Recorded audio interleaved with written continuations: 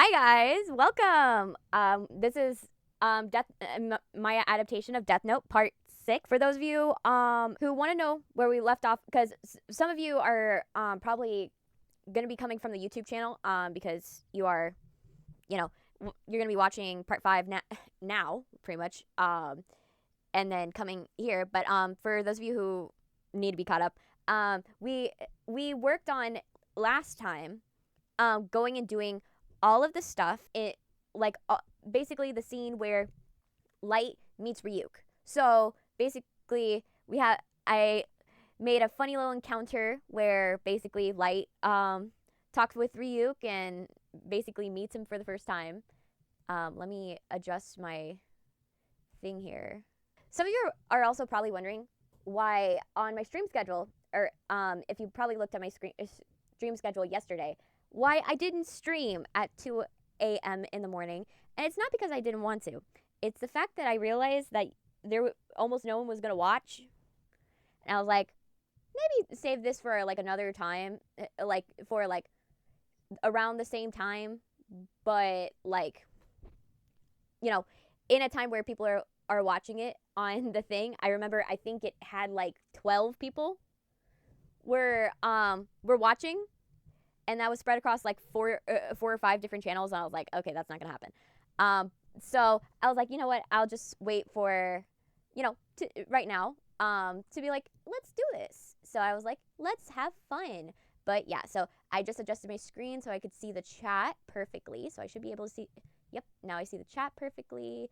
And as I say every single time, for those of you who are not here, this is a group collaboration on making this Deathnote script a really, really good script. So you can bring your headcanons, you can bring your things that you would think would make the characters interesting that don't go against the existing canon. An example of this that I did last stream was that considering that the Deathnote is written in English, I would think that Ryuk would want to say a hi to Light when he first meets Light in English, because the reason why the Deathnote is written in English in the story is because of the fact that the Deathnote is written in the language that is most prominent at the time. So at the time it was English. So my headcanon slash thing that is not established in the story, but I decided to add, was that Ryuk and all the death gods know all the languages of Earth. They could speak all the languages of Earth, right? But when Ryuk first meets Light, he should actually try speaking to him in English first. And as Light is freaking out, switch to the second most popular language at the time, which was Spanish, and then switching to the language that after Light speaks, switching it to Japanese because that's the language that Light actually speaks.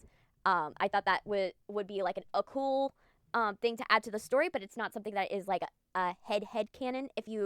It's not like, oh yeah, this person's got to do this, right? You know what I mean, right? It's kind of established, but not really, right? And it has a slight deviation because I figured, my hypothesis of that is that all Shinigami, Grim Reapers, Death Gods, all that, they're all the same thing. They should be all the same thing in this universe, because then that just creates a standard line that Shinigami just exists in this universe across the board. They're not like a different entity than the Grim Reaper or Death or stuff like that. They're just one and the same. They're just multiple names for the same exact entity. So I figured that could be a cool idea. But so yeah, bring your headcanons, bring your ideas. I would love to hear them. And if you, like I say every single time, if you're a big Hollywood producer that wants to go and listen to the fans for once and do a collaborative, go and support a collaborative project with the fans of Death Note for once, and not have a writer's room where people don't know what the hell Death Note is, please reach out. We would love to work with you, and we would love to credit those who bring their headcanons. All right.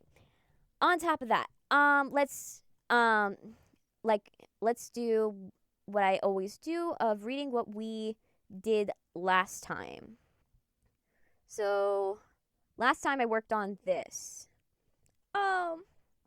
where It says, interior classroom day. Miss Smith, late 30s, wearing a button-down shirt and capris, stands at the board with English sentences written on it. Miss Smith, I'll be passing out your tests from last week. Please look them over um, look them over and over to see what areas you need to study more on. A hand taps Light's shoulder. Light turns around to look at Bito, late teens wearing a high school uniform. Bito, what do you think you got? Light, I've been really studying lately, so Light looks out the window at a creature that is perched on the roof of the building. Light squints his eyes. A hand taps his shoulder. Miss Smith, good job, Yagami. You made a lot of improvement. Light, it's recently gotten interesting. Miss Smith walks towards Bito. Light turns around and looks out the window, and the creature is gone. Interior Light's bedroom. The door opens and Light walks through it. He closes the door behind him and sighs. He walks over to the desk. He picks up a TV remote and turns on the TV to the news. He puts down the remote, reaches over to the desk lamp chain, and the light turns on as Light pulls the desk drawer open and picks up the Deathnote. Light smiles. Ryuk, off screen, in English. You've taken a liking to it. Light quickly turns around. Light screams and jumps back. Light trips on his chair and falls back. Ryuk stands in front of him. Ryuk, oh, you must not understand me. Mucho gusto, me llamo Ryuk. Yo soy Ario Muerte. Saiko, off screen. Light, are you alright? Light, back in Japanese. I'm fine, just saw a spider. Ryuk, you speak in Japanese? Hi, I'm Ryuk, the Shinigami of the notebook. Light uses the desk to prop himself up from the ground. Light, what took you so long? Ryuk, you were expecting me? Light picks up the Deathnote up off the ground and dusts it off with his other hand. I wasn't sure if it was real, with full certainty, but with a death god right in front of me, I must ask, how will you punish me? Light gives the Deathnote to Ryuk. Ryuk grabs it and opens it up. Ryuk, excitedly shocked. I've heard of Deathnotes getting up to going down to the human realm a few times before, but no one's done this many in just 5 days. Most are too scared. Light, I'm ready for anything. I used it knowing it belonged to a Shinigami. Ryuk, is this a bit you humans do? Light, what? I'm not going to do anything to you. A Deathnote belongs to the human realm once it falls into it, so it's yours. Ryuk closes the Deathnote and tosses it to Light. So that's what we did last time. We also, the other thing I worked on was the title sequence, to refine the title sequence, because the title sequence, I came up with a cool idea where in every single time, right? Because one of my commenters on YouTube pointed out that my inspiration, they figured it out, that I was inspired. The reason why the scene it goes the way it does for the title sequence is because it's inspired by the movie Seven. If for those of you who don't know, in the movie Seven, in the opening title sequence, we see the serial killer, the Seven killer. We don't see his face. We just see him making a serial killer's version of a scrapbook. He's scrapbooking and preparing for his next crime. And we kind of see like him writing, the fingerprints, the photos, and all the stuff, but we don't see the guy's face. We only see the hands of him doing his dirty work, right? And so one of my commenters pointed this out, and I was like, someone got it. Someone got the reference. Because something that some of you probably don't realize is that something that we're taught in scriptwriting lessons and scriptwriting things is actually to look at scenes that you want to kind of mimic, in a sense. Not to copy entirely, because you're not trying to copy the scene entirely. You're just taking the general points of the scene to kind of recreate it in a way, right? But in a new format. So, like, I took the scrapbooking and I turned it into Light scribbling in his notebook. Light scribbling in his notebook. I took homages from the title sequence of Sherlock. That was another thing I took. I took the overlays from Sherlock. Um, if you, so if you've seen the title sequence for Sherlock, you see like blood dripping overlaid over a city skyline. You see chess pieces which are overlaid over, I think it's lab equipment. But the whole point of it is to kind of give you this like CSI like type vibe that you're trying to go for, right? And so the idea is, so I kind of did that, but with Seven and Sherlock. So I combined those two to make this title sequence. And the cool idea that I came up with is that I like the idea from Seven that canonically you're actually seeing the start of the film, because you're actually seeing the John Doe going and like preparing for the crimes. And I was like, I wanted to do something very similar with Light and this. So basically, we know Light's pretty repetitive. We don't need to show like the names. We don't have to show the names like pretty clearly. We just need to show like scribblings and stuff like that. Ryuk, he's gonna always be grabbing at apples and from the bowl. Though I do want to do is that however many episodes are in a season, I want it to be is that we start the season with a full a bowl of apples, and Ryuk grabs one each episode, right, from this bowl. And there are the amount of apples that are in the bowl is connected to how many episodes are in the season.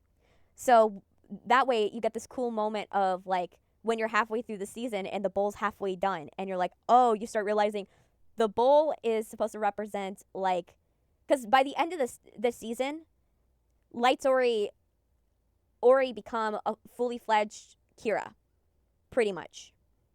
Like by the end of like the first season. So you want to go kind of like by the end of it, like it's kind of like little bits of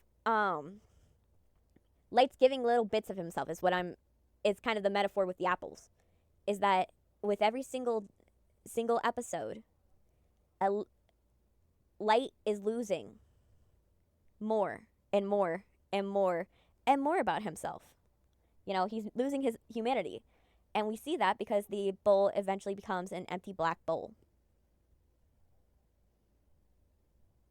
And so I want to do that with it. The other thing that we're doing with it is that every episode, for the title sequence, there's a different news reporting. So as you can see right here, I have a Japanese reporter reporting on the news. This will be different for every title sequence, because think about it, right? Wouldn't it be cool?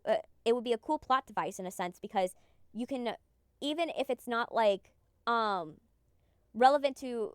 super relevant to like what's happening in the story or stuff like that, like it can hint towards like moments that we can't properly show, right? That we can't really show too much on screen. And so like, for example, like I want to cut down to a minimum how many times we see the American government in this adaptation, because not that it was lazy on the writer to like include it the way he did. Like there's no shame in how he did it. But from a scriptwriter's point of view, I would want it to be, right, is that if we do see this story, we would just hear like US is thinking is talking with the Japanese Prime Minister about the Kira assassinations, right? So like basically hinting at like they're trying to figure out whether or not they should get involved in it in the Kira manhunt, because think about it, right? They wouldn't want to really interfere. If you know the US, unless you have something they want, like the US wants, there should be no reason that they should be infiltrating Japan. There has to be a good enough reason for them to do that. And I know in the story, like he starts killing off like elected officials, but it feels like that's like kind of like not exactly like how it's done about in the manga. I feel like we should do something different with it for a different motivator for why he does it. We're still going to get to the same destination of we're going to get CIA agents, not FBI, because FBI deals with all the stuff in the United States. CIA is actually the ones that deal with everything on the outside, and the Pentagon. So I also want to fix that thing that was in the manga. I want to fix that when I do this adaptation. So what I'm thinking is that I am going to do it where we're going to basically make it to where we're hinting at it, and there has to be something. I know there has to be some significant event. Something has to happen where the American government has to get on Light's nerves or something like that, or Light's trying to play at something bigger, and either outstretches his hand and doesn't realize that he's actually like not going in.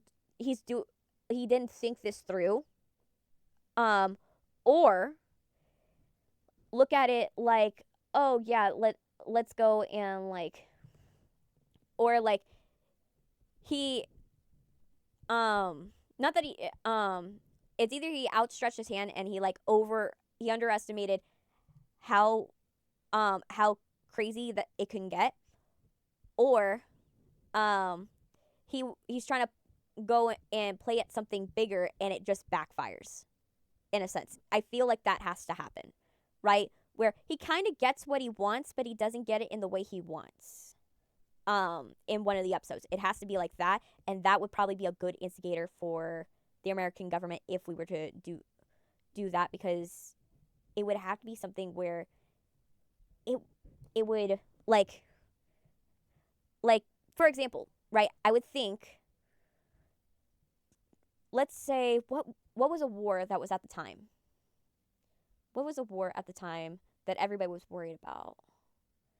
Early 2000s. So I would say the Iraq war, I would say, because a lot of countries were concerned about that involvement, because there was a lot of countries that had ties to Iran and Iraq, and the general area, the general governments of the area of Saudi Arabia at the time, and so it was a unstable time. So I would think if we were to write it, he would have to do something where like it like I could see like he was like worried, oh, maybe Japan might get pulled into this or something like that. That could be a reason.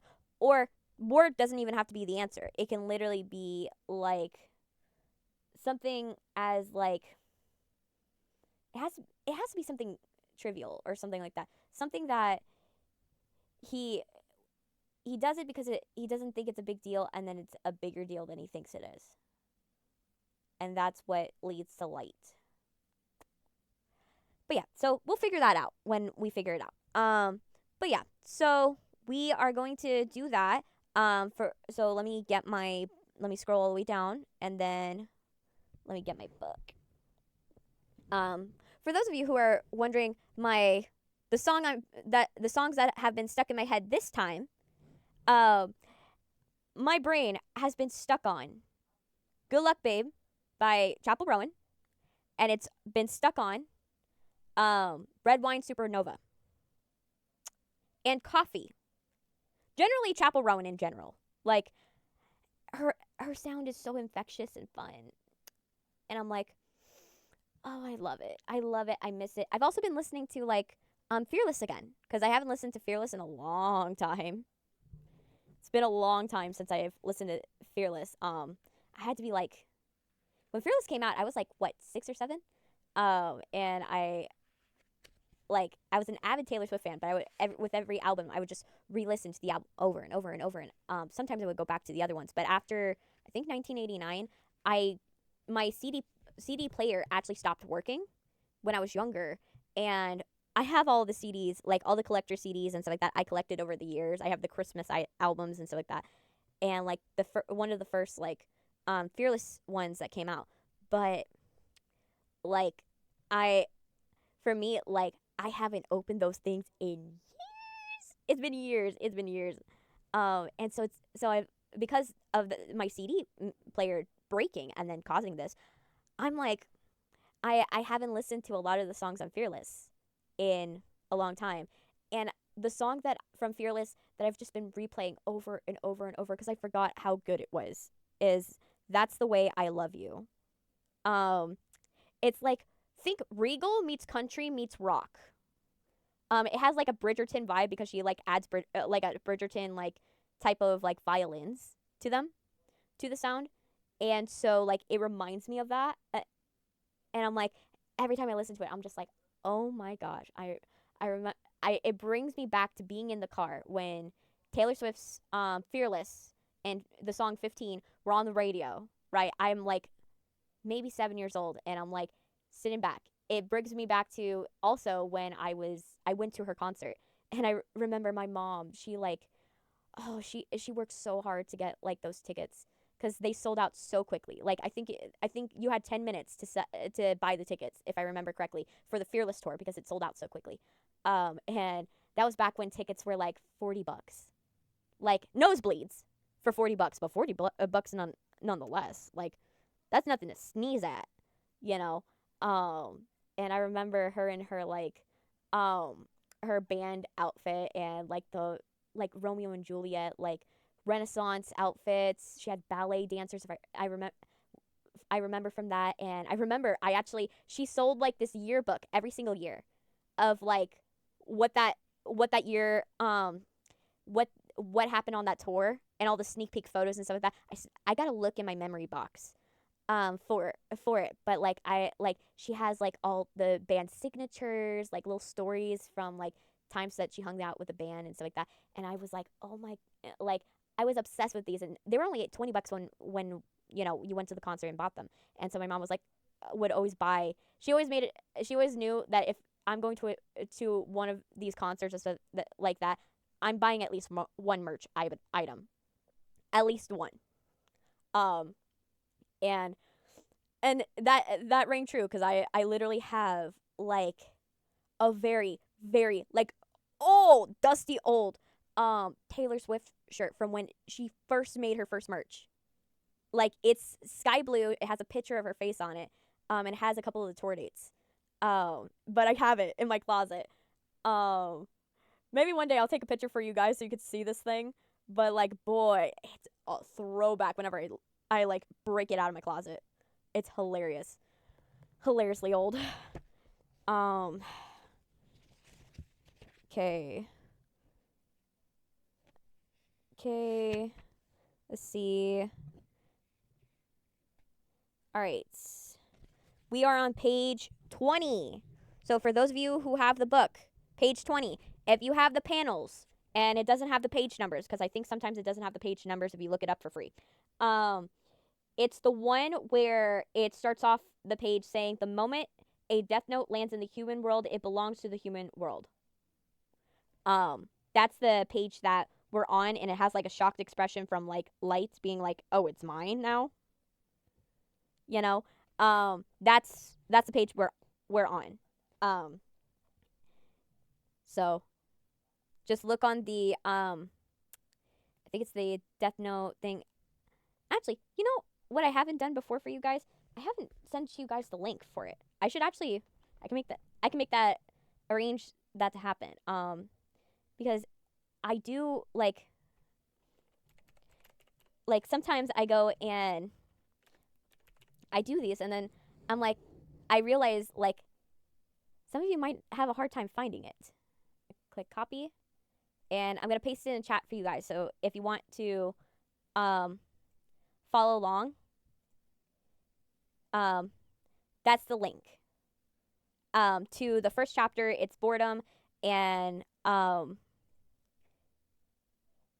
like I said, scroll to where it says once a Death Note falls into the human realm, it belongs to the human realm. That's the page we're on. I'm actually gonna pin this to my computer because I'm like, why didn't I think of this sooner?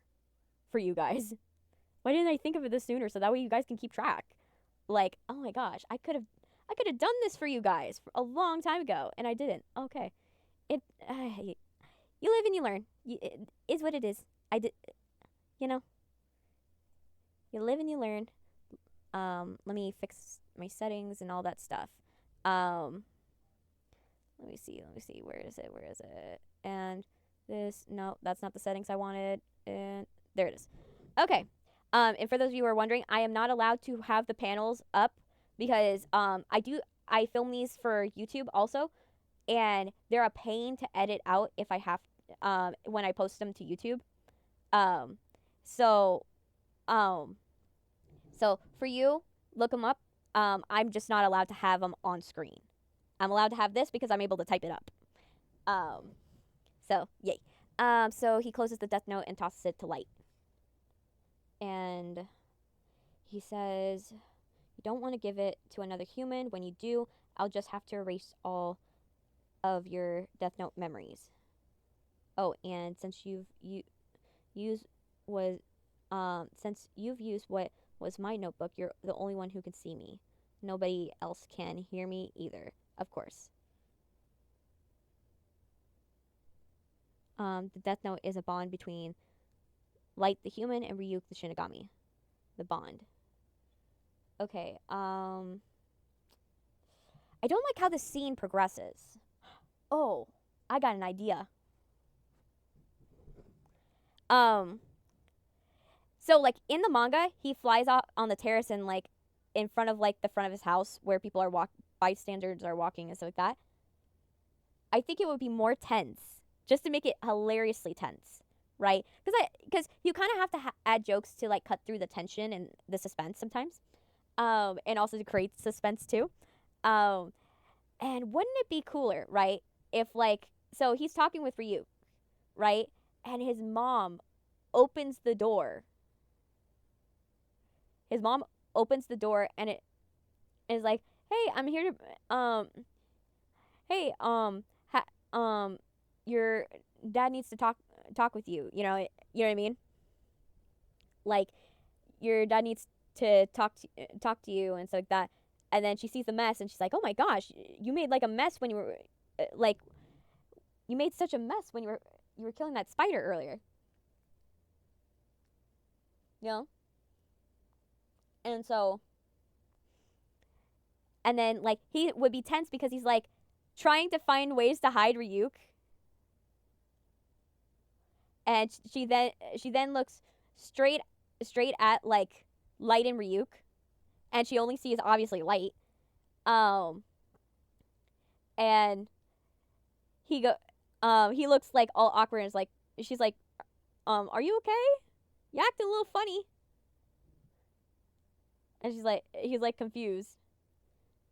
And he's like, and she, like goes, and then she leaves, and he's, Light, because he's smart. He's like, "She can't see you." Or am I the or he says like probably could say like am I the only one that can see you?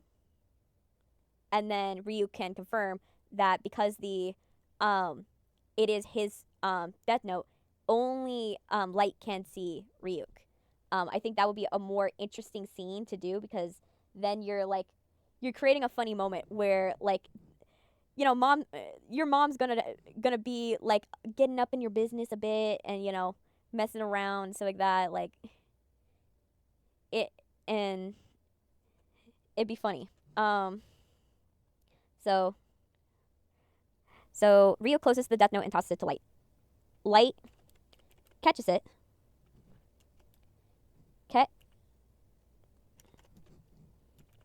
Catches it and Light catches it and let me see. Catches it and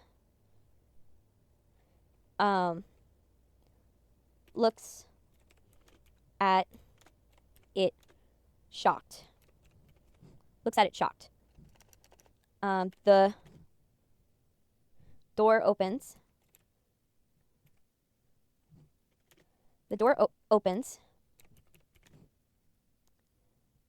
and Sa Hiko. Where is it? Saiko. The door opens and Saiko walks through it. Um,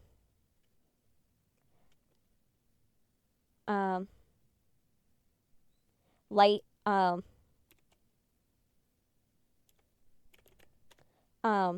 looks at Saiko. Saiko looks at Saiko and casually, goes to the book, um, um,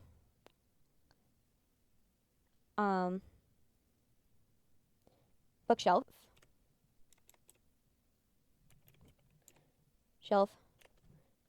um, shelves, not goes, shelves the Deathnote note amongst the other books.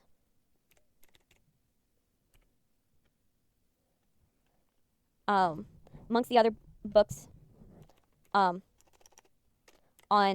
the bookshelf, on hit, above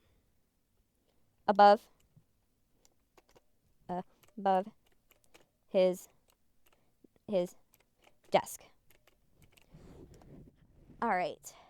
What I can imagine is like, you know those like desks where they have like a ton of different shelves where you're like supposed to put books and stuff like that. That's the type of desk that I think Light should have. Like, cause like he's a bookworm, but I'm also thinking that his room can't be too big, right? It can't feel like he got like a master bedroom, but he has to feel like he has a good amount of books in his room. Because think about it, right? Early 2000s, internet's not fully developed, so you got a couple of encyclopedias laying around somewhere, and mangas and stuff like that. So, and also I'm showing how smart and adaptive Light is, because he sees his mother, and he's like, he knows hiding it, trying to hide the book, like conspicuously, like, oh, I'm going to just hide it in my back pocket or something like that, or something like that. It's not gonna work, right? Because it's gonna seem too, like, if she sees him like stuffing a notebook in his back pocket, like, he's not, like, she's gonna be very suspicious of that.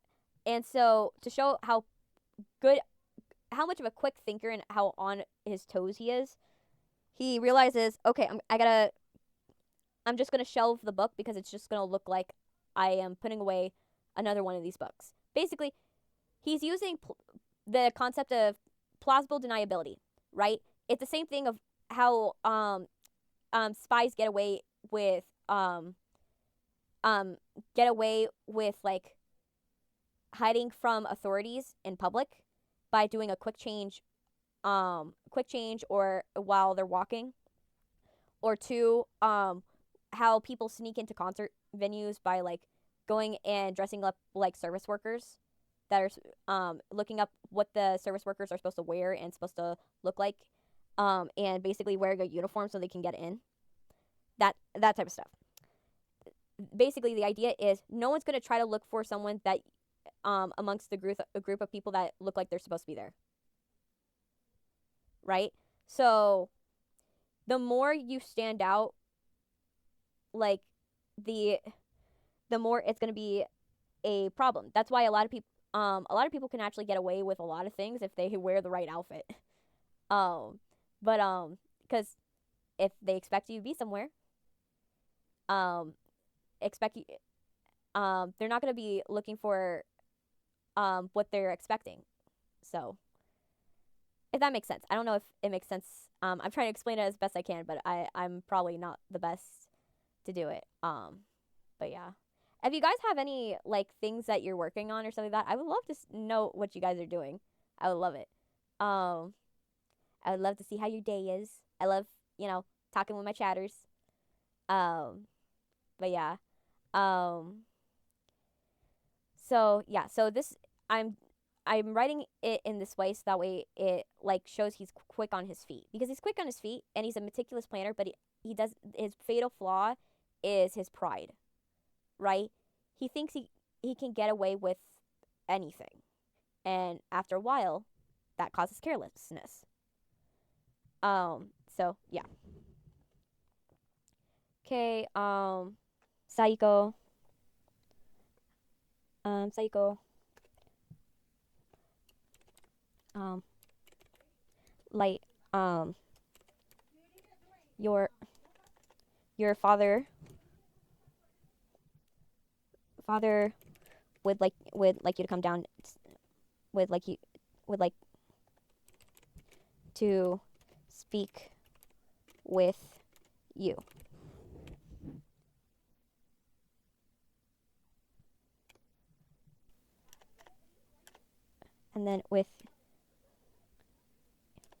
And then have Light basically like I'll be down. Yeah, that's fine. I'll be down there in a minute or something like that. I'll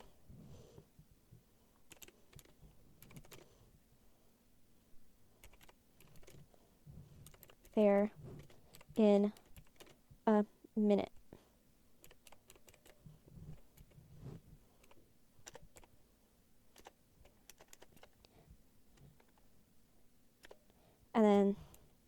And then have his mom basically like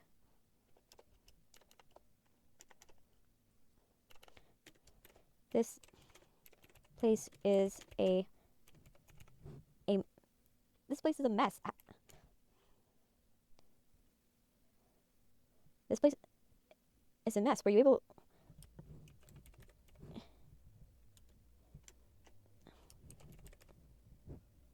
able to get the spider?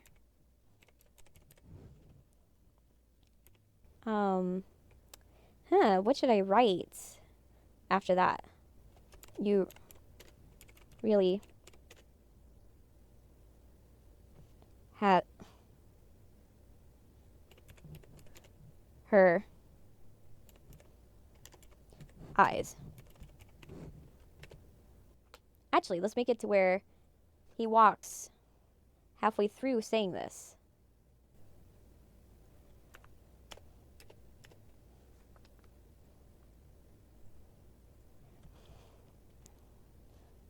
Ryuk walks up to Saiko's face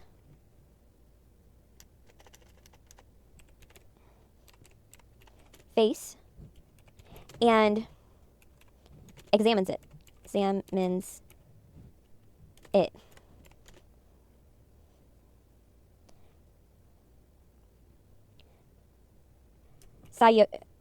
Saiko doesn't react. Doesn't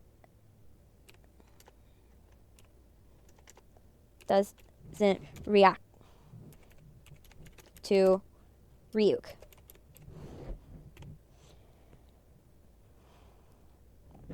And this is character.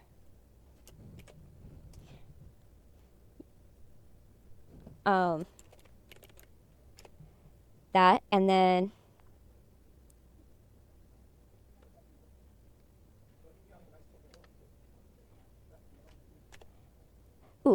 we're gonna go and do action because we're gonna cut back to Light's expression. Light, um, um,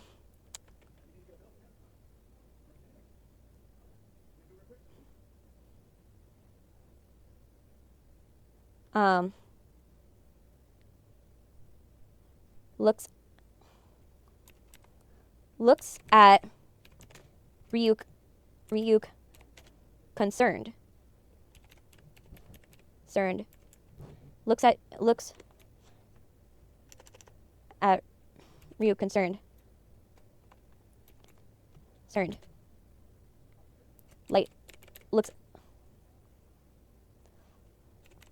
looks at Sayako. Looks at Sayako. And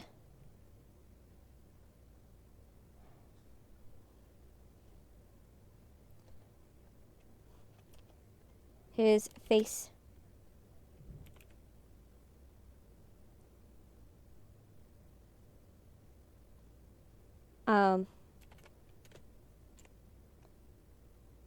look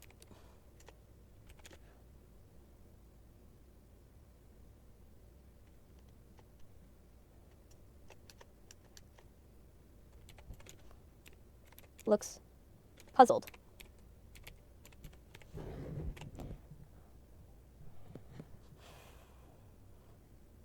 Basically, I'm writing the reaction here.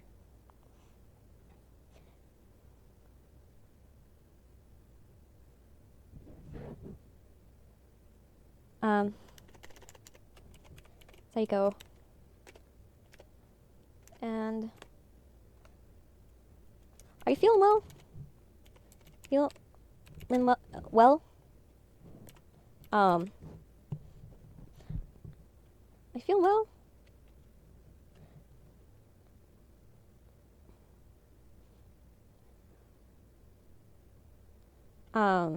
Ooh. What is? I'm thinking, what would be a term of endearment from his mother, right? Kind of like how Hispanic moms have like mia, or like mijo. So it would be musuko, but but the term of endearment that they would use technically would be ko, because it's very similar to the word for child, komino. So, ko. Are you feeling well? Should not. Why did I write sure? Should I run a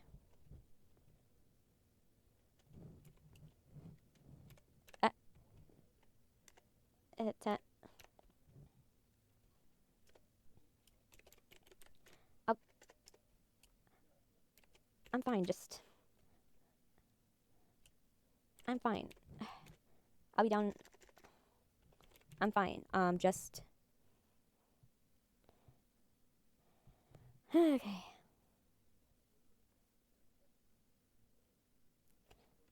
I'm fine. Just thinking.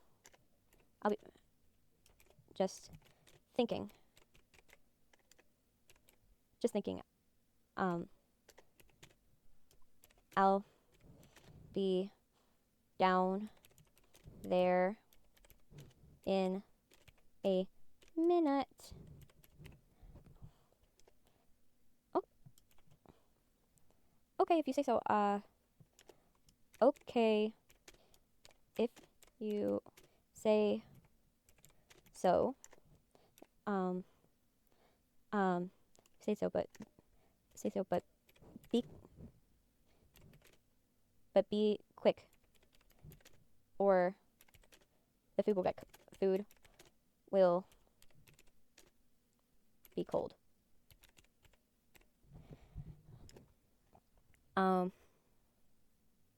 then dialogue, and then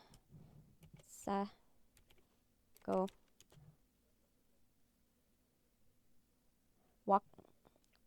walks out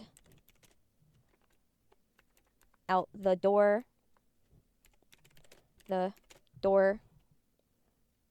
Walks out the door,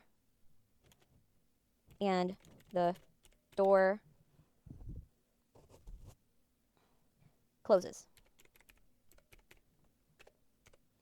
Light. Am I the only one that can see you?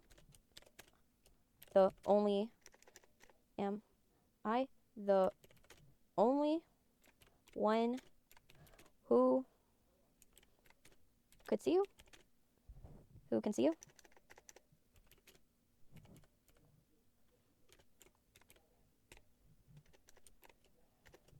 Okay.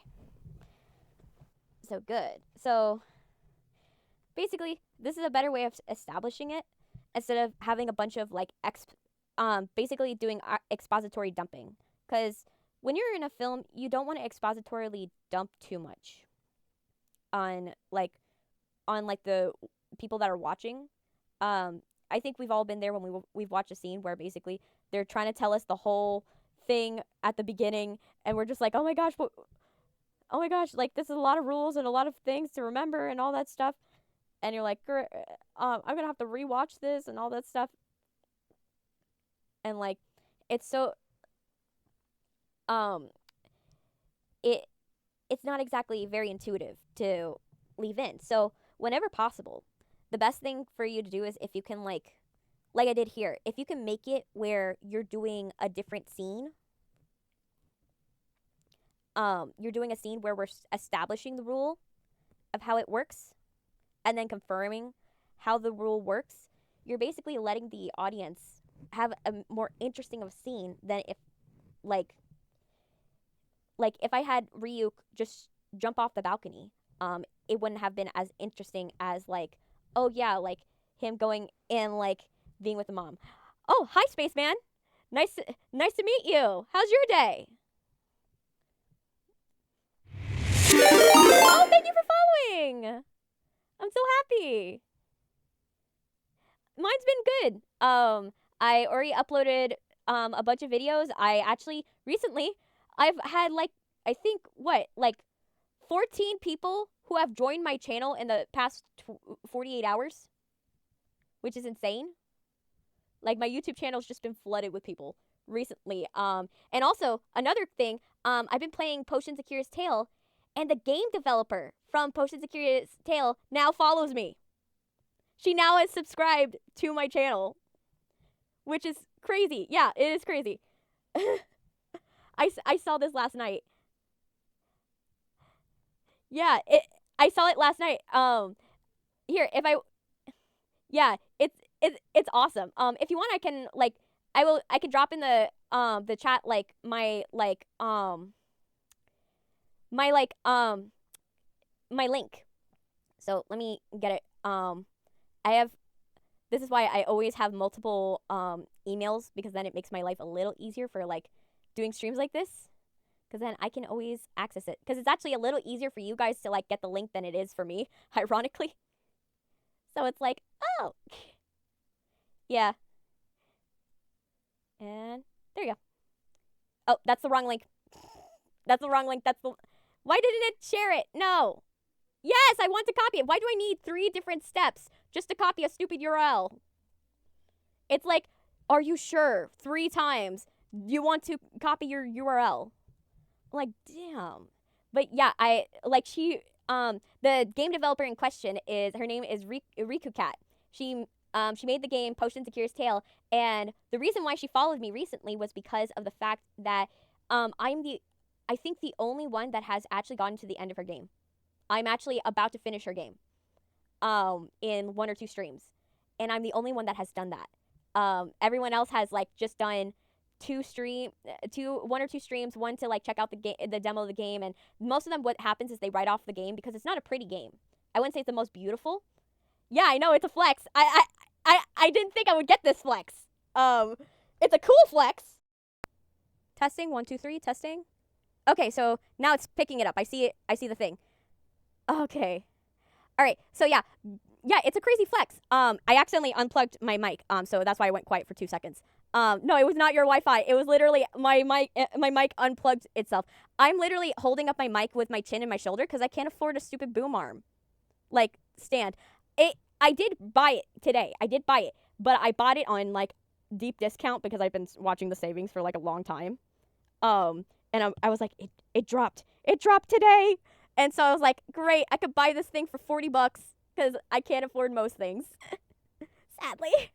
So it says that it'll be here by Monday, so that I'll be able to screw my big, massive mic into it. And like, cause this thing, the mic that I use, for my streams, and it's a really good mic. It's the Blue Yeti Pro. And if you know the Blue Yeti Pro, it's a very big mic. it's a pretty big mic. It's as big as a Shure mic. And the problem with this thing is that Blue Yetis, I wouldn't suggest anyone owning a Blue Yeti microphone, because of the fact is that if you don't know how to properly insulate the mic, you're going to have a very bad day when you have to do your sound. Because the reason why my sound actually works is I created my own Kyotica eyeball shield. So if you don't know what an eyeball shield is in microphone technology and stuff like that, it's a, think of, you know, the foam dodgeballs that you guys that you would throw in like PE class when you were younger? Yeah. Think that, but stuck on a mic. Because what happens is the mic hears too much. So it can literally hear my next door neighbors, and it can hear the cars outside, and it can hear my dogs and stuff like that. And so it can hear pretty much everything, the air conditioning. And so in order for me to use it, I have to pop this giant ball onto the top of it, which I cut 2 holes out of it. Because I was not about to pay $250 from the Kyotica company. I'm sorry, I can't afford a $250 foam ball. I was like, I'll DIY it. So what I did was I bought the same 9-inch ball on Amazon for $10. Then bought the pop filter. Yeah. I bought the pop filter. The pop filter is about $30 plus shipping. Rounds that up to about 50. And then you have to like basically stab this thing to death until it actually it like has a good and big enough cavity to fit the mic, but also it has to be small enough to where it's not going to fall apart. So you have to be very precise with cutting it. But I tell you, it is so worth it not paying $250 and paying only $50 to make this at home. I did it. And it works. Yes. And it works very well. Problem is, this thing is heavy. It's heavy and it's very ginormous. So it's great for holding up. It makes it very easy for me to hold it up with my chin and my shoulder because it's ginormous and it just kind of rests here. But the problem is that when it comes down to like going and like putting it anywhere, it doesn't fit pretty much anywhere. So it's very heavy and it's very ginormous, but it's so worth it. And it's also a mic I'm very familiar with. Part of the reason why I bought this mic was I did a lot of my film projects when I was in college on the Blue Yeti proper mic. So the 16-bit one. The one I have is actually 24-bit. So it actually registers a higher quality of sound. I bought it, and even though I swindled this dude. I swindled this mic. The dude didn't even know what he had. Like biggest swindle. What do you guys think I got this mic for? I'll tell you how much it retails, right? This mic, if I remember correctly, I think retails for like $350, I believe. Let me double check. Blue Yeti Pro. Not normal. We're looking for the Pro. That was close, $200. So it retails for $200. What do you guys think I got this mic for? And I got accessories with it. Like, how much do you think? $150? No. I only paid $60. And I swindled this dude so hard. This is how hard I swindled this dude. I got this mic with a fitted case that the case alone was already pre-cut and pre-packaged and had like foam in it that would have costed $50. The case alone would have costed $30. Then on top of that, right, it comes with all the cords, the stands, and a muffler on it. I pretty much, in a sense, right, if you add the $150 of what it's worth, you add the $50 of the foam that would have been in that case, plus the $30 of the case itself, and then about, I would say $40 for the extra accessories and stuff like that. You're looking at $270 worth of stuff I got for $60 because the dude didn't know what he had. That is my life. I've been swindling, like most of the stuff I have, I've just swindled people out of their stuff. Like, even my computer is retails for 1,500. I got my computer for $700, and it was actually supposed to be 800. It was listed for 800, but then I asked the dude, does it have all of the accessories? And he said it's missing the power cord, and I'm willing to knock off another 100 because it's missing it. And the power cord to buy it is only $6. So, you could say I'm really good. Yeah, I'm really good at negotiations. I am too good. I've even at my city book fairs, I've been doing this since I was young. Cause I remember when I was 12, I went to my city book fair, and at my city book fair, it's the biggest think a Comic-Con, San Diego Comic-Con, but for books. That level of amount of people. In this miles of road, right? And outside, listening to panels about books, meeting with authors, and people are selling their stuff. And I once it was the last day of the book fair, so I knew I could get a really good deal on these books because a lot of these people want to get rid of them, right? And I'm young, so I play up the fact that I'm young, and I'm like, oh, I really like these 3 books. I only have, how much are you willing to take? I don't really have that much money.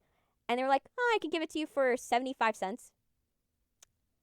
The books in question, one of them, there is a rare edition of a book series. Yes, 75 cents. Yes, I got 3 books for 75 cents. One of them was super rare. There's not a lot of copies of it. I know. Like I said, I am someone that has abnormal type of luck. It's either so bad that it's Final Destination levels, or it's so good that you're I could be on a reality TV show for the fact that I just negotiate well, or get stuff that I want, really, and meet celebrities too. I meet a lot of people. I'm not gonna lie, and meet a lot of celebrity adjacent people. So my life is kind of weird. In a sense, I kind of I get it's very weird. For example, my mom's friend from preschool, her daughter was on Stranger Things. So and she's still close with this friend. To tell you which part the girl played, because I'm not going to point out exactly who, because I want to respect her privacy, but I am going to tell you the part she played, so if you want to look it up, you could. She played one of the kids in the Vecna season, where basically they were the kids number 2, number 3, number 4, number 5 that were just bullying 11 in the Rainbow Room. Yeah, she played one of them. She actually had to shave her head for that. And she had she had a full head of hair. And she had to shave it for a while, and it was weird, for her. So yeah, she had that. I also have had, I've had my dad's work for people from MTV Cribs.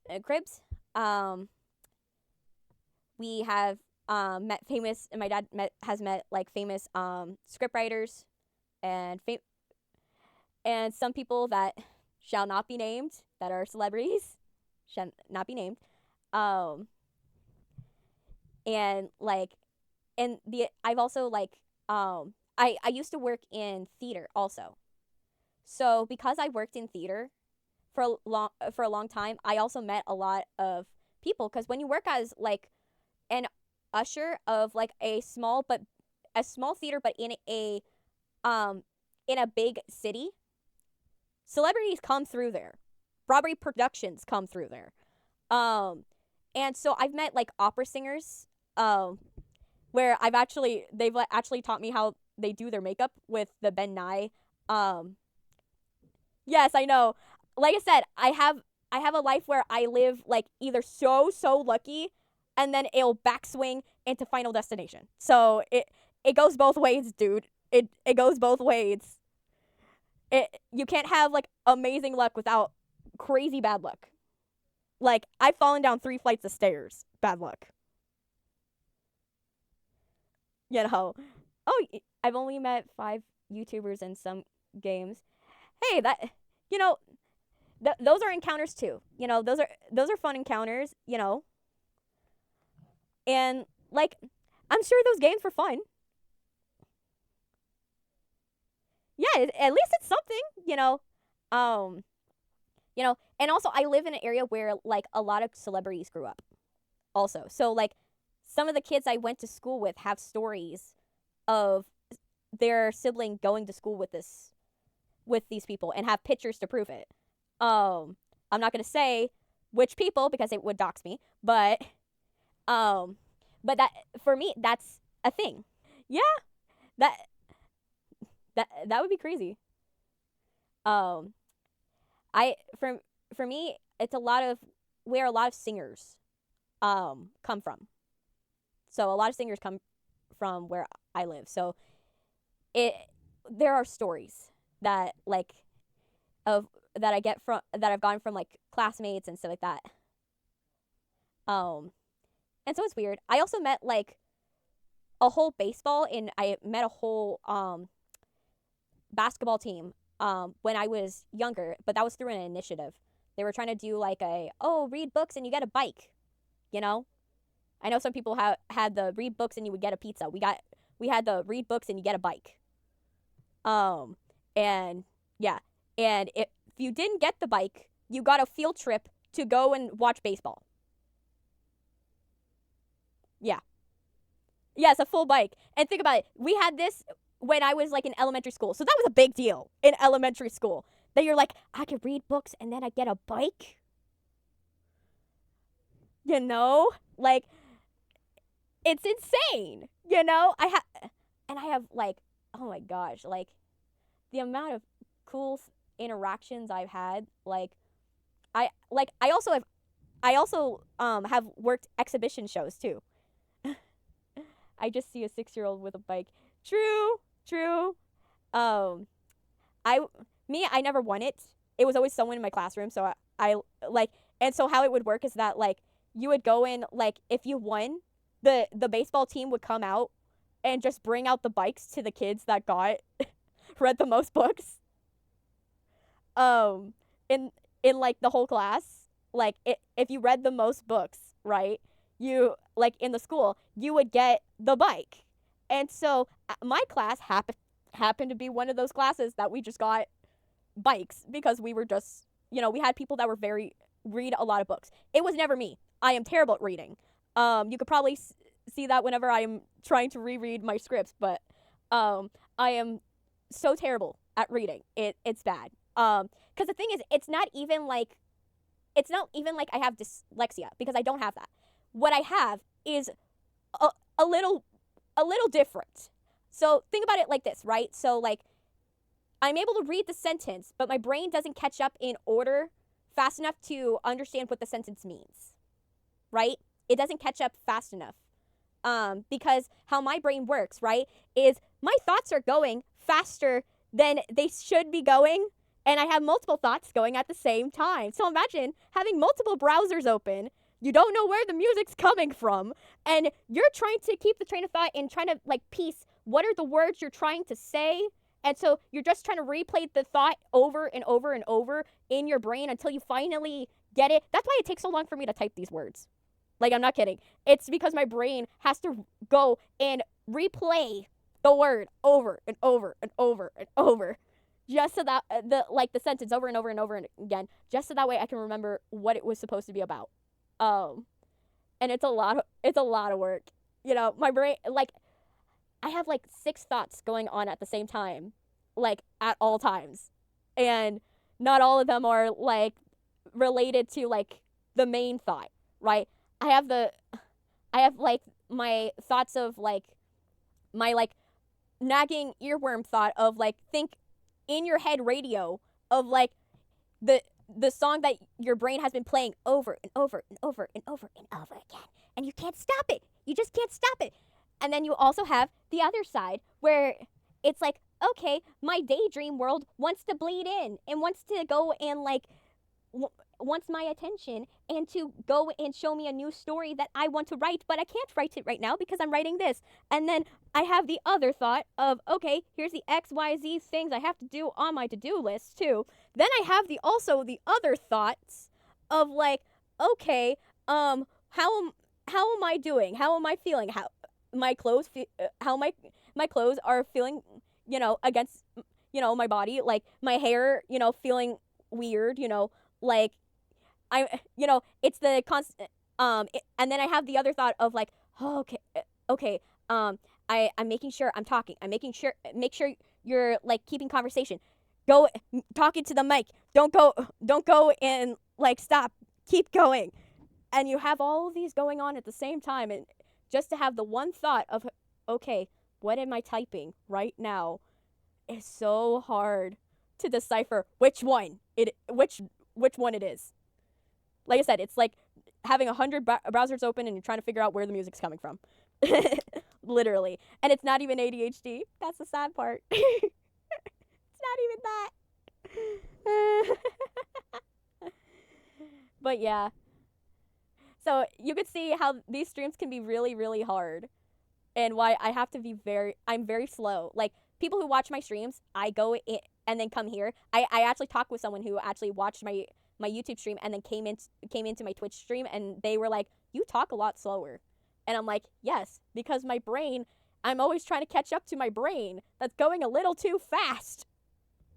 And so I talk slow. So when in editing, when I do my videos, so that way I'm not taking forever to get to say everything, I speed my words up by 2 times speed. Like, to be specific, the numbers I stick to are 128% speed and 155 speed whenever I'm typing anything. What's the question? What's the question? Spaceman, I want to hear it. Tell me. What's burning in your brain right now?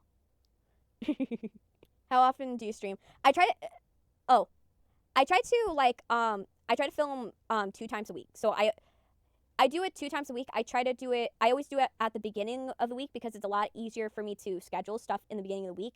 And so I film 2 times a week. If I have extra time, maybe a third as a surprise. But you can always count on 2 times a week. I'll film. It's either going to fall on a Monday, a Tuesday, or a Wednesday. Wednesday is if things happened and I literally ran out of time. Which is what happened this week, where like I was so busy with editing and stuff like that, it got so late that when I looked at the stream, I was like, if I stream now, I'm streaming to 2 people. And that's if they come into my stream from someone else's stream. So that's why I had to go and change my time to today at this time, because I was like, I saw what it was going to be at like 2 a.m. at night for the writer stream. And it would have been fine if I was doing just chatting, but because it's writers doesn't particularly stays in the mornings, that's why. I keep asking them riddles. Interesting. So you're considered an annoying viewer because you keep asking riddles. Interesting. So, are you Rumpelstiltskin? Are you asking these questions?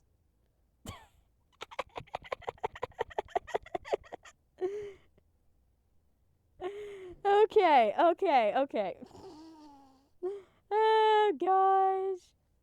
gosh. Oh, my gosh. Oh, wow. You're like basically like Enigma, the Riddler, and you're just like going and trying to come up with riddles to just pass the time in streams. But yeah.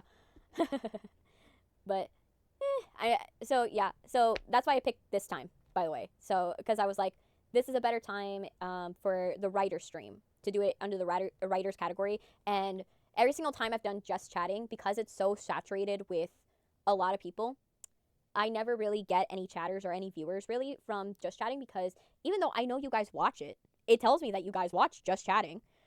But because it's so oversaturated with everyone's content, it's really hard to make it anywhere in it.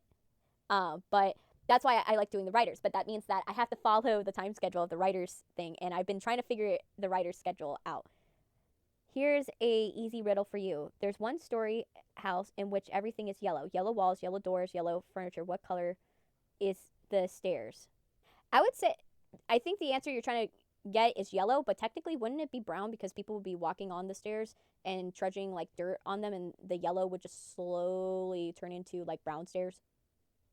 Wouldn't it just turn into brown stairs after a while? I know the answer's yellow, but like, wouldn't it turn into that? Because like literally after people like walk on the stairs over and over and over, and most people's stairs are like carpet, or they're like they're carpet, or they're wood, but they have like a carpet runner down the middle.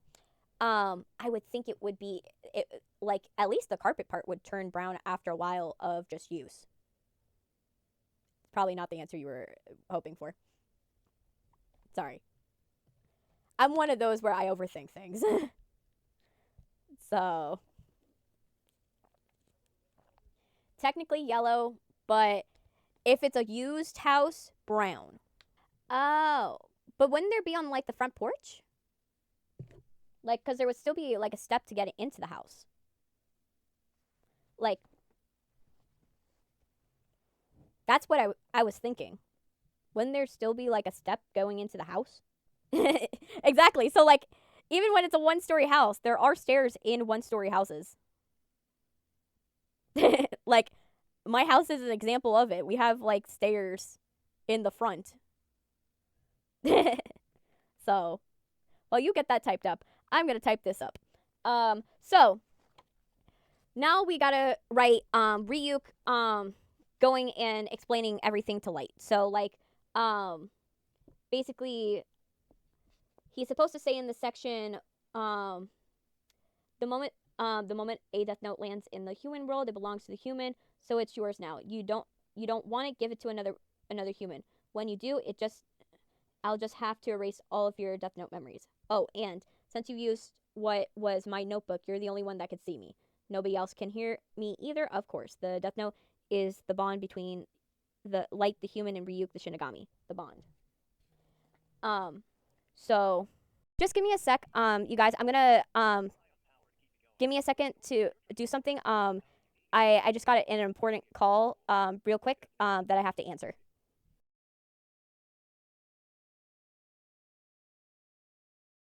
All right, just answered that call. Yeah, it was a really important call that I had to schedule a meeting. Oh gosh, that was stressful. But yeah, got that handled. So I'll be going to that meeting sometime. But yeah, basically, yeah, thanks. But yeah, so like I was saying, so Light basically says, I'm the only one that could see you. Am I the only one that can see you? Because the reason why I have him say this is that he pretty much figures this out when like his mom doesn't see like a massive demon in his room. Like Ryuk's pretty big, and Ryuk gets pretty up close to her face. So like if she didn't react to him, that's fine, Spaceman. It was nice talking with you. You know, and as I said, you can if you haven't subscribed, you can subscribe over there, and you can see my other content. But yeah, good luck at school, okay? Do good. But yeah, so because Ryu, so he's already extrapolated that if he's the only one that's able to see Ryuk, his mom wasn't able to see Ryuk, there's a greater chance that no one else is able to see him but him. Ryuk. So I'm gonna do a like kind of riff off of what he says. The Deathnote, Bonds. That's not. It's not bad if you're not the brightest. You know, some people, you know, they don't excel academically, but then they have other areas where they excel. You know, I didn't excel at writing until I found script writing because script writing is a lot easier on my brain to do. You probably haven't. And personally, I always say that I didn't really learn anything in school until I had gone to college because in college you're not like preparing for standardized tests and stuff like that. You're not being taught to be taught to learn tests taking instead of learning the curriculum. And so I found when I actually went to college, I actually learned more, specifically math. Uh, if you ever have issues with like dividing anything or multiplying or anything like that, look up divisibility rules. Those are the cheat codes that they will not tell you in math class. And boy, they work. For example, if you want to know if something's divisible by 3, just add all the digits and then divide what you added up by 3. So, like for example, take for instance, right? 100 and let me see. Let me math it in my brain.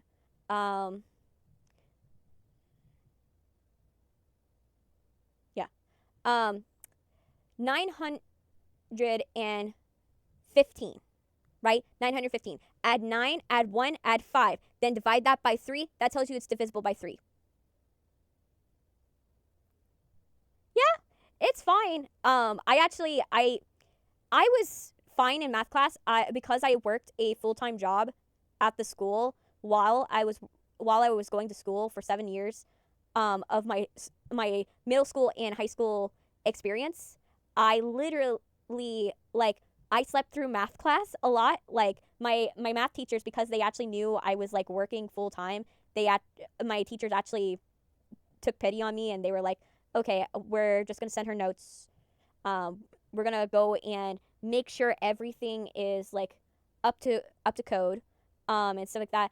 And we're not gonna grade as hard because it's just I worked a full time job. It was to the point that like the principal of the school literally would waive assignments and projects for me because if I could not make it to do people's graduations or make it to do pep rallies or make it to do these important mayoral events where I would actually be doing the mayoral State of the Union. They would license my workout to do that. Mind you, I'm working for free. I'm working for free for literal politicians at like, I think 11 years old. Like, I'm not supposed to be working a full-time job at 11 because to pay for I worked as a light technician. A light technician's salary is so expensive. And it's cheaper to get an 11-year-old that needs community service to do all of it, especially if they are a prodigy. And I happen to be one. You have to be at least 14, but there are special cases in terms of if you're doing community service or stuff like that. So they used the exemption of the fact that because I was getting a ton of community service hours, they were allowed to work me to the bone. And I couldn't get out of it either. Because the thing is, there's no quitting your job when you literally work and go to school at your job. Like, I couldn't quit my job and then like, oh, we're calling you to the office so that way you can do another show for us. I couldn't escape that. And the problem is that for me, the big problem I had was that if I couldn't afford to change schools at the time, so I just had to bear it and work through it. And so I did really well. I tested really high. I got high SAT scores, and because I got such high SAT scores, I tested out of all of my math classes in college. I only took Math for Liberal Arts 1 and 2, and I took it in the same semester. And for those of you who don't know what Math for Liberal Arts is, Math for Liberal Arts is basically think learning ancient hieroglyphics and ancient dead languages just to study their mathematics. I know, very dorky. I'll tell you that. Here's the cliff notes. Mayans times everything by 20, and then times after the third placement times everything by 20 and 60. The Babylonians only times everything by 60. Mayans and Aztecs did not have a concept of zero, so they did not have a symbol for it. What was it? Greeks had more positional math, if I remember correctly. And then I forgot what made ancient Chinese. Ancient Chinese, everything is done vertically. Everything is done vertically, and is done on a dot braille system. I learned Egyptian. Egyptian had a very complex number system. I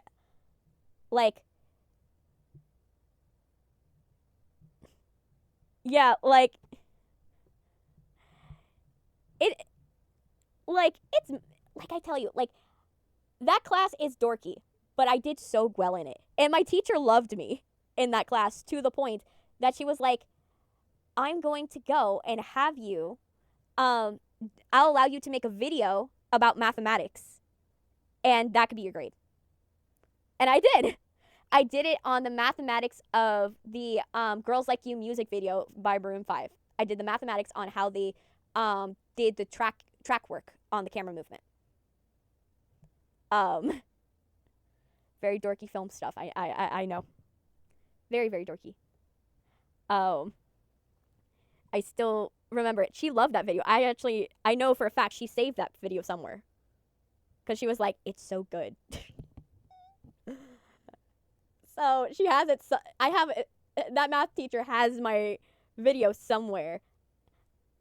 And I tell you, it's funny.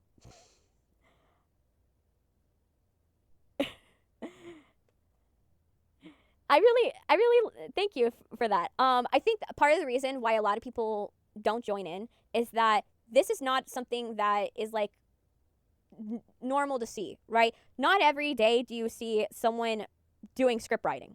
You know what I mean? On YouTube, I can count on one hand how many script writers are still on YouTube. Some of them being VTubers. And so it's not a common thing to see. And on top of that, I haven't been around for very long. And then what also a lot of people don't get, another problem I have for my YouTube channel specifically is because my YouTube channel, since my YouTube channel has the issue that if you look up my name, what pops up is a tourist trap in the Keys. In the Florida Keys, they have a Christ of the Abyss. And it's just a statue of Christ and several statues of his disciples and Mary underwater that you can visit with scuba gear. And because that basically shows up first before my name comes up, because it's more popular, when you look up my name, it'll say, did you mean Christ the Abyss? And then beside it, it'll say, did you mean Chrissy the Abyss?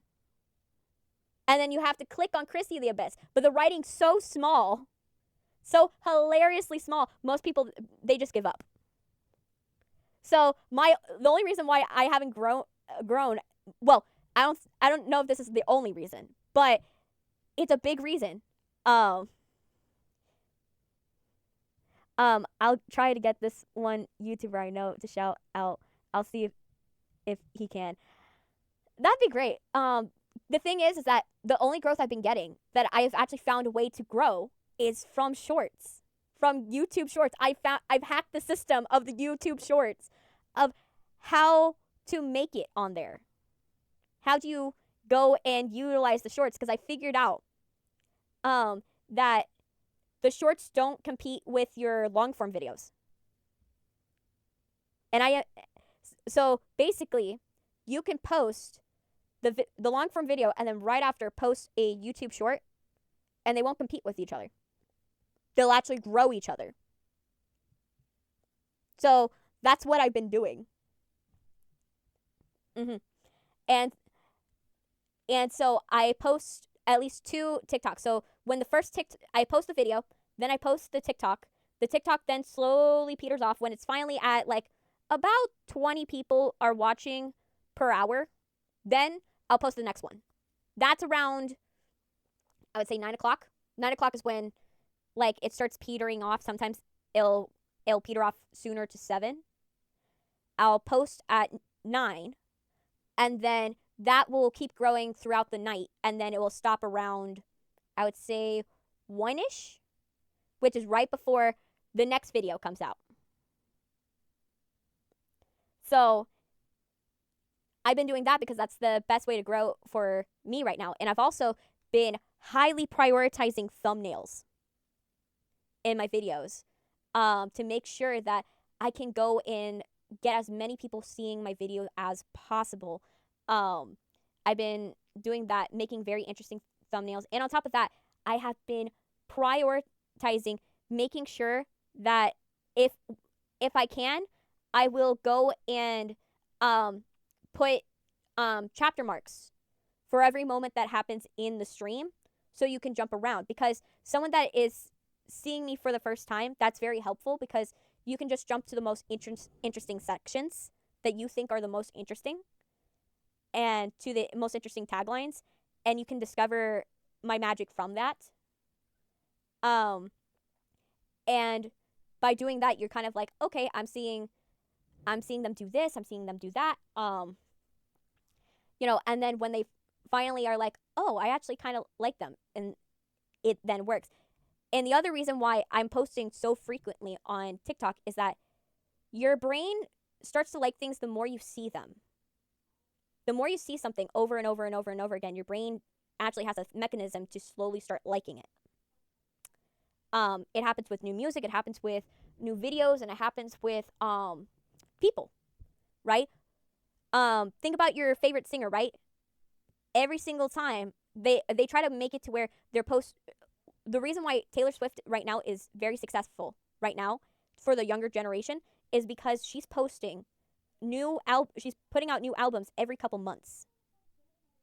So every couple months they're getting something new. They're getting something new. They're getting something going on and stuff like that. And it keeps them going. For me, I do it with YouTube Shorts. And then to retain a lot of my loyal people, I give them fun little Easter eggs and fun little things. Because I've been a Swiftie for so long. I'm doing what she used to do with her CD cases.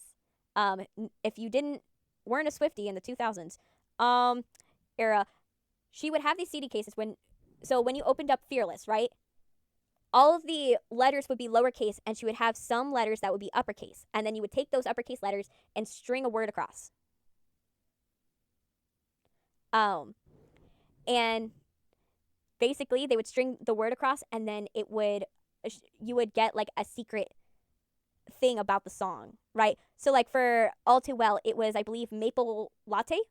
It was the word, because it was a reference to when so you take that word, and how her ARG would work is that you would then take that word and then cross-reference it with all the pictures that came out around the time that she was writing the album, and then you would figure it out.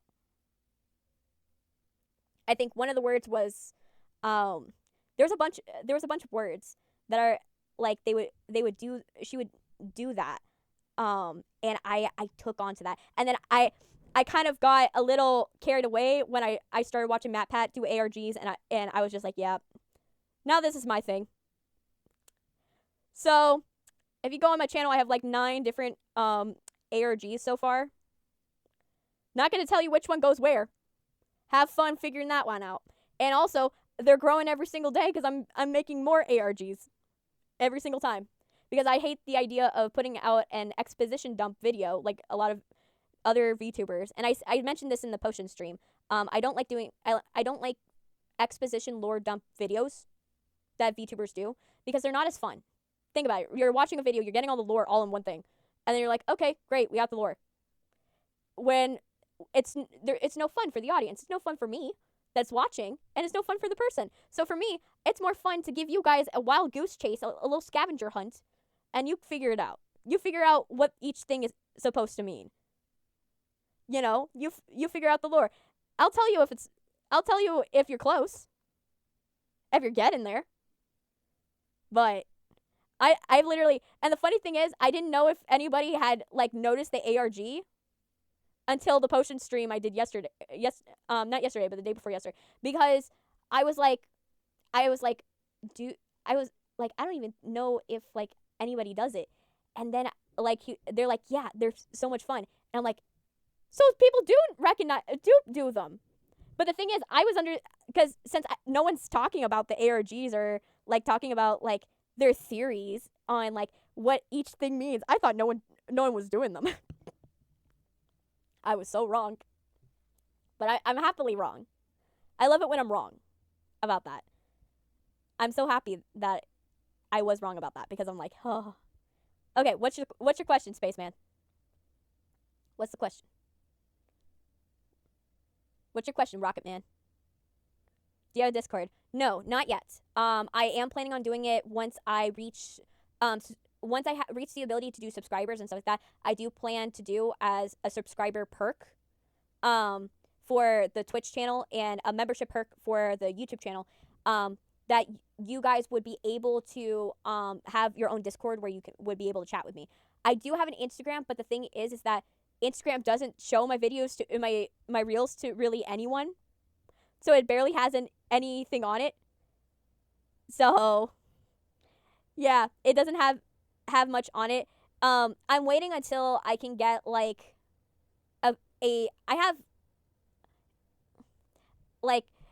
I'm waiting until I can pay for a better VPN than the one I have right now, because then I would be able to flesh out my TikTok even more, because I do TikTok more than I do the Instagram, but I don't do it as much as I used to do it, because of the fact that TikTok, what they started doing is, if you're someone that is in Canada or South America or in North America in general, your videos will get lower traffic because they're not showing those videos as much. You actually have to pay for TikTok ad in order for them to get pushed.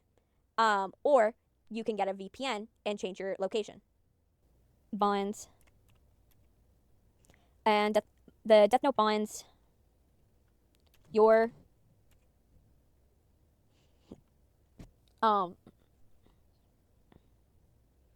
bonds your soul to me. Bonds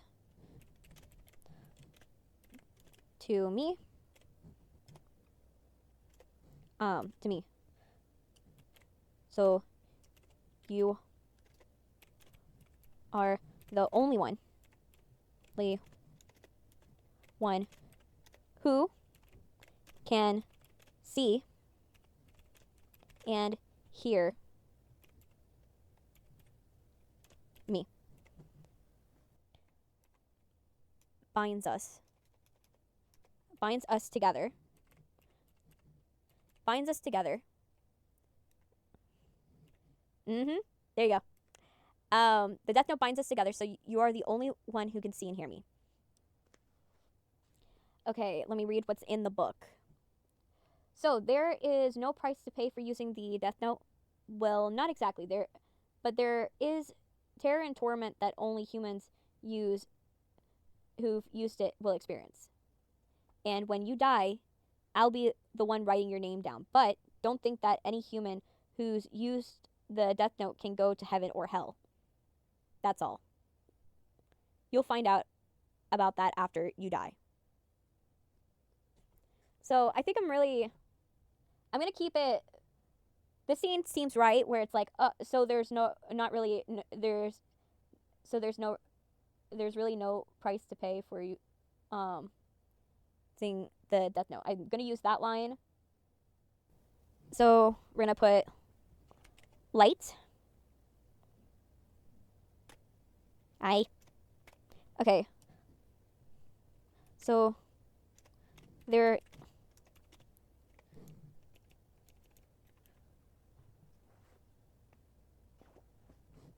So there is no consequences to you can't to using it and then put not exactly.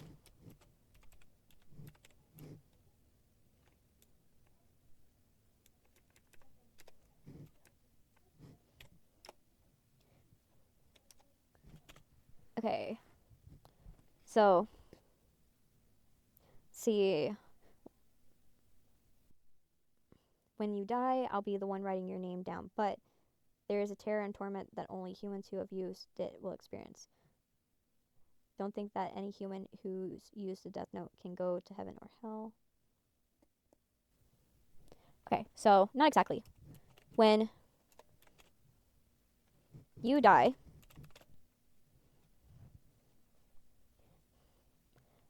I will be the one writing it down.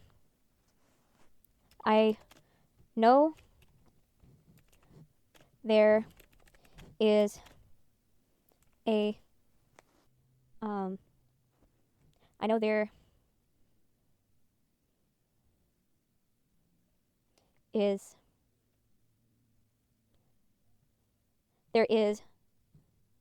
a special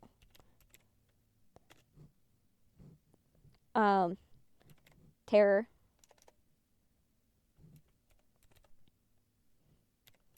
and torment for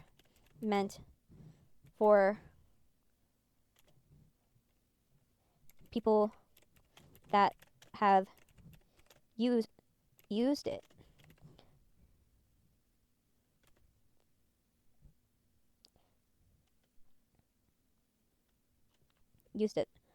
But, geez, I know there's a special terror and torment for people, but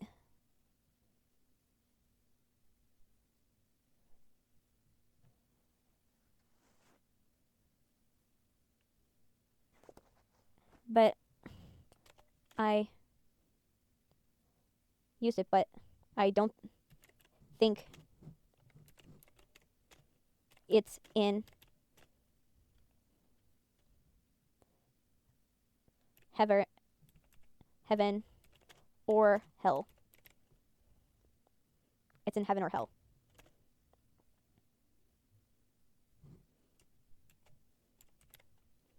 Also, when you die, I'll be the one writing it down. I'll be the one writing your name down.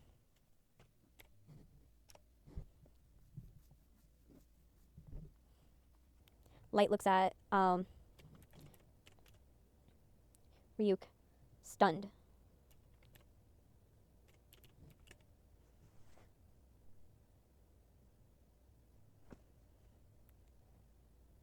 Light looks at Ryuk, stunned, and then his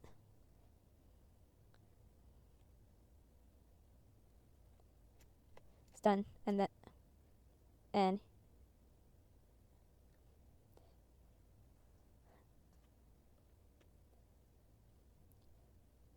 then his face changes.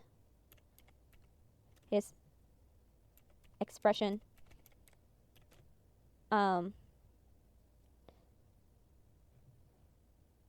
changes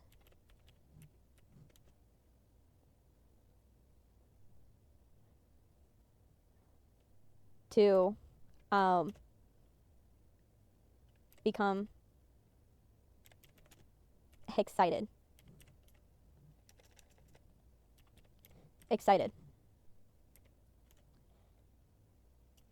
Light Light giggles.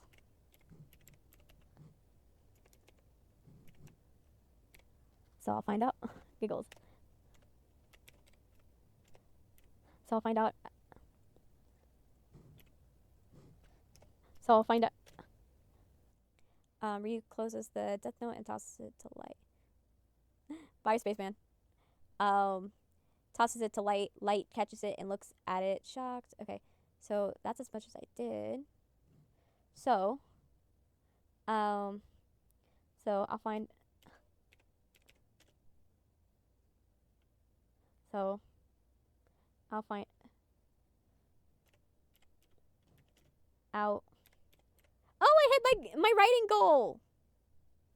Cool. So I'll find out after you write my name down. My name down. Okay, so the next page on page 24 is, okay, one more question. Why did you choose me? Ryuk says, huh?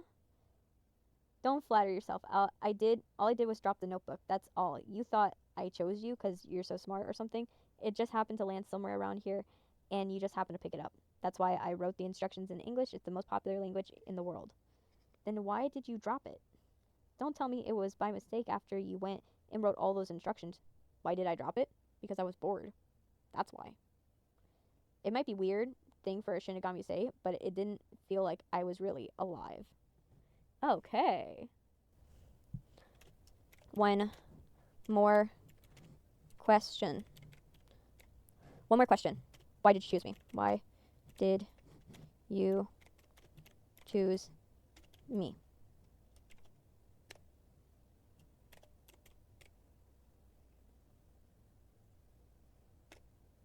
Don't flatter yourself.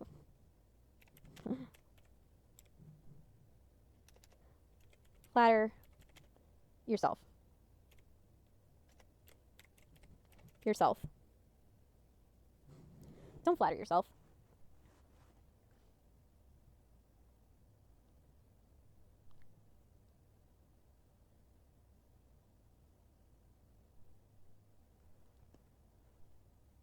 Bye.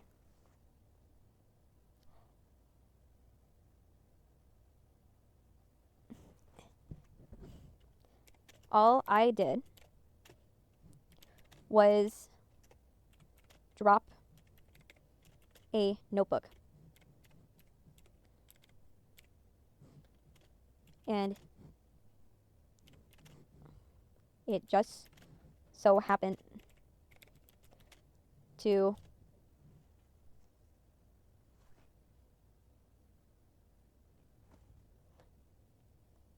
land. I just dropped a notebook, and it just so happened to land somewhere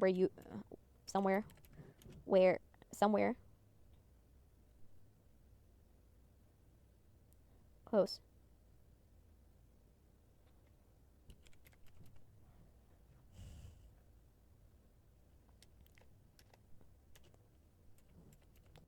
Don't flatter yourself. All I did was drop a notebook, and it just so happened to land somewhere around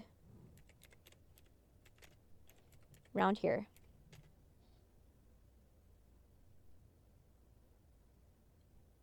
And you picked it up. And you picked it up.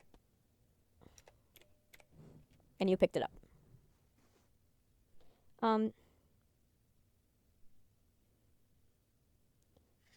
Let's see. Then Light. Why did you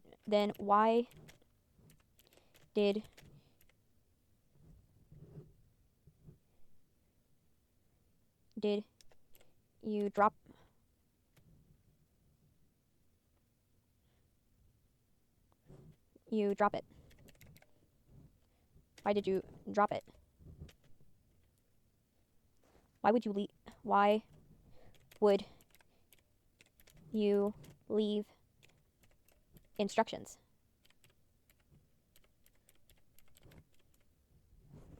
Why would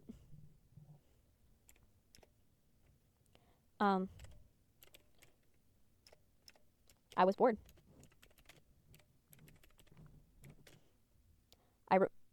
I wrote it in the most common language. I I was bored.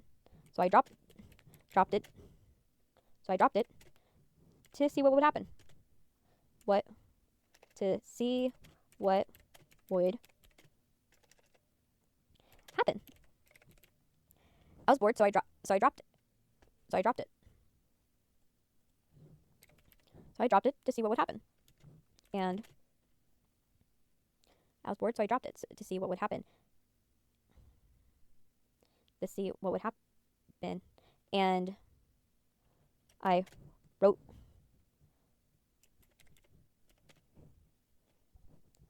wrote the instructions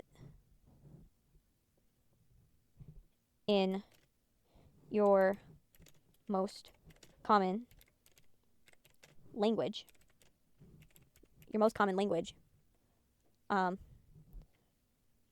So someone